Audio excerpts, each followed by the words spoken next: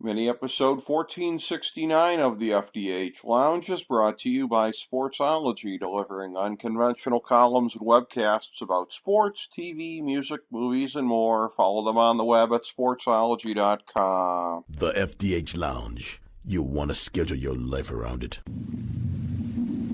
A long time ago, on a gloomy, wet Cleveland spring night, two men stand alone amidst the late-night drizzle. Their voices echo across the vacant station parking lot as they debate the merits of the great American radio show that have been missing for far too long. On that night, an idea was born. That idea became the FDH Lounge.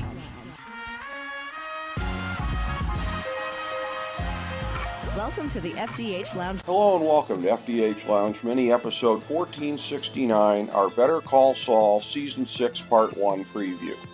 I'm FDH Managing Partner Rick Morris here with our top 5 notes of interest about the first half of the last season of a truly epic franchise.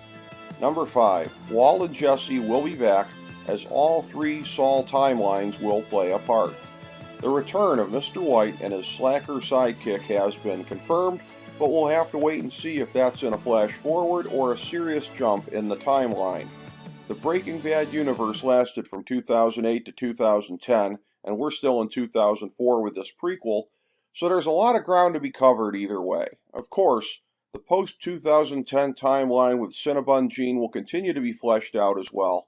As the great TV critic Kimberly Potts has noted, how awesome would a Gene sequel be when Better Call Saul wraps up? But the likely scenario is that we get closure on the first and third timelines to match what was done on Breaking Bad. Number 4. Nacho is finally exposed as a double agent and quite vulnerable with Lalo still alive. The double game with Gus and Gus's shadow war with the Salamancas has forced Nacho into the open, and the hit on Lalo failing is going to have vast repercussions, probably first and foremost dooming Nacho's dad, unfortunately. However, we continue to be fascinated at how long this dynamic can remain under the radar of the cartel, since, keep in mind, the two sides were in the midst of a long-running cold peace on the Breaking Bad timeline. Number 3. Gus and Mike will have to adjust to Lalo's survival. We know that they make it to the Breaking Bad timeline, whereas Lalo's fate is far cloudier, but how they get there is going to be a large part of this epic final season. At least as far as Gus is concerned, sacrificing Nacho is something to be done without a second thought if need be. And then there's the chance that Lalo turns his suspicious eyes to Saul, which probably informed the following decision. Number 2, Howard is in the crosshairs because of the Sandpiper settlement. Kim seems to be eyeing this pot of gold as something to tempt Saul away from the cartel, not realizing that it's far too late for that. Lalo and Gus collectively are going to keep Saul squarely in the game, but Kim's willingness to even play that card is indicative of one of the most shocking developments of the series thus far. Number 1, Kim has broken bad. We all waited 5 seasons for the excesses of Slippin' Jimmy to alienate his beloved blonde, but instead he's played a strong role in corrupting her. This was never a scenario that viewers strongly considered.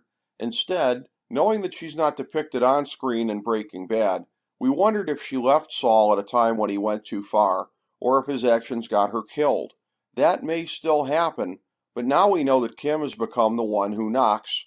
There are so many more scenarios on the table, and a final season potentially rivaling Breaking Bad itself awaits. Thank you for joining us for this mini-episode of the FDH Lounge.